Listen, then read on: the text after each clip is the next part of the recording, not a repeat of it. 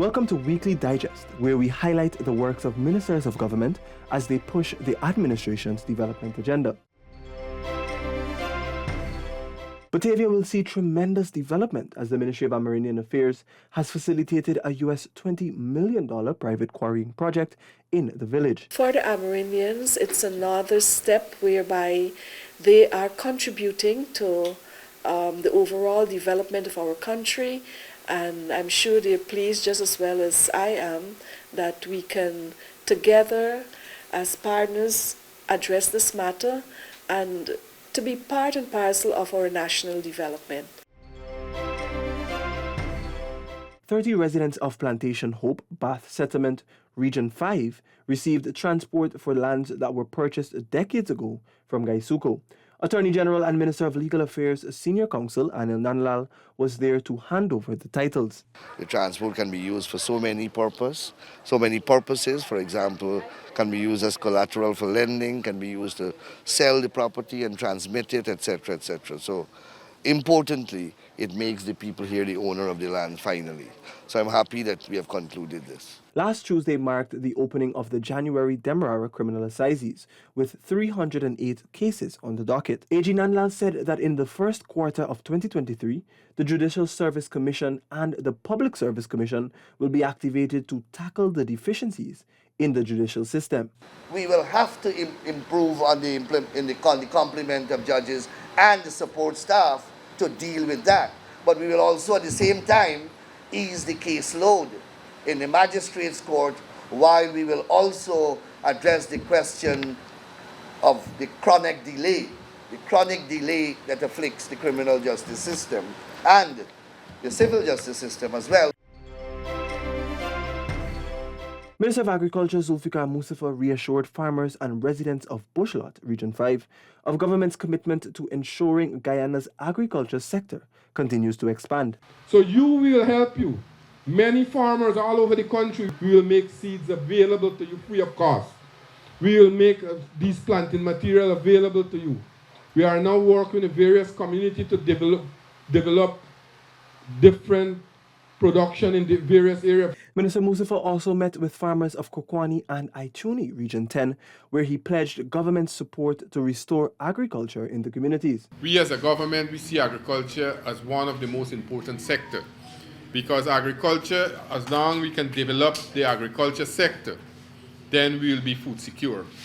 And we have seen what happened over the last 2 to 3 years. During the pandemic, we are still in the pandemic, but we have seen many countries, rich countries, that had large sums of money, were unable to procure food for their population, were unable to buy food because there was a scarcity of food. Minister Mustafa said the Guyana Livestock Development Authority, GLDA, will work with the residents of Kokwani to develop lands to house cattle, and that the new Guyana Marketing Corporation, GMC, will also assist agro-processors in finding markets for their produce. Some 500 residents of Bartica Region 7 will soon benefit from the government's part-time job initiative. The VP has started it as an initiative to try to ensure that those who are particularly poor and vulnerable are able to assist their families to improve the quality of their lives. The job initiative will see one unemployed person from each household working 10 days for $40,000 monthly. Government will also construct a concrete road to the Bartica airstrip, internet access to remote areas, and relocate the dump site in the region. Minister of Human Services and Social Security Dr. Vindhya Prasad opened a premier children's facility on Landscape Street in Georgetown, the Peony Bears Gymboree. In our country, we always need to put emphasis on safety for children and creativity in their space. Because if children are denied freedom of expression from a very young and tender age, then they grow up very introverted and unable to express themselves in many ways that they have the potential to do. The children's facility aims to provide a safe environment to help develop creativity in areas like martial arts, dancing, yoga, arts and craft, and other wholesome, family-oriented activities. 71-year-old Lowawati Ramru, also called Auntie Vivian, of Cotton Tree West Coast Burpees is the latest to benefit from a home under the Men on Mission initiative. Prime Minister Brigadier Retired Mark Phillips officially handed over the house to the senior citizen. They have been literally on the ground from the time the Men on Mission was launched, right? Making interventions to improve the lives of vulnerable people throughout Guyana. The woman's previous home was in a deplorable state, and she welcomed the initiative. Public Works Minister Bishop Juan Edgel spearheaded a road inspection at Victory Valley, Region 10, to observe the completed works on roads and the desilting of drains. I'm happy that I was able to walk, talk with the people, and listen to their comments about what a difference this intervention would have made in their lives. And this is testimony of how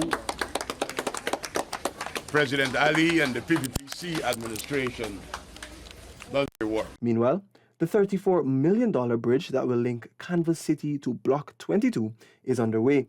Thus far, a small bridge was also constructed as a bypass for residents.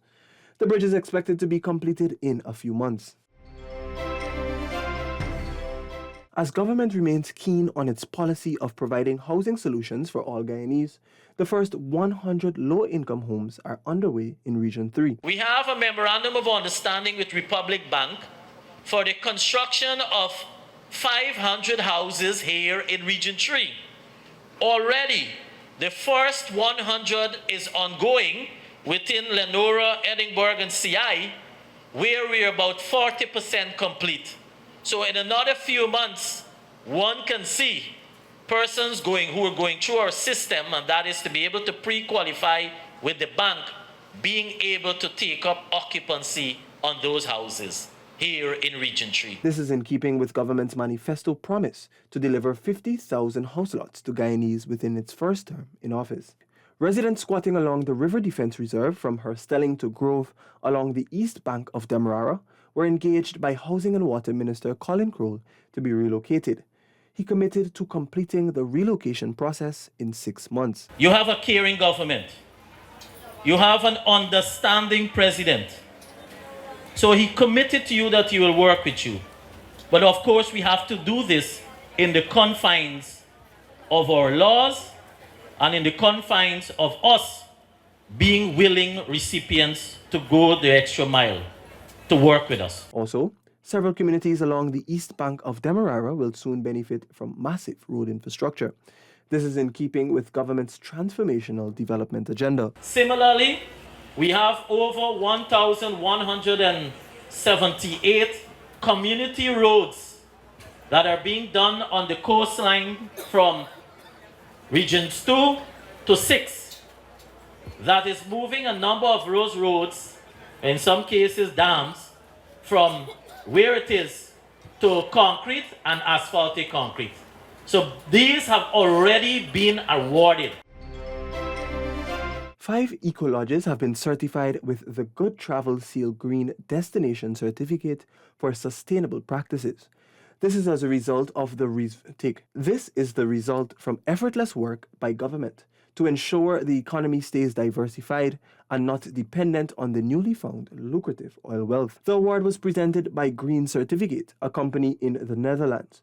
The certification is recognized by the Global Sustainable Tourism Council. This is not by chance. This is our Green Destination Certification programs, and while it's an individual lodges have taken it up, this is with a view to make sure that our entire destination, Guyana, our entire country, our entire tourism product is certified. This brings us to the end of this edition of Weekly Digest.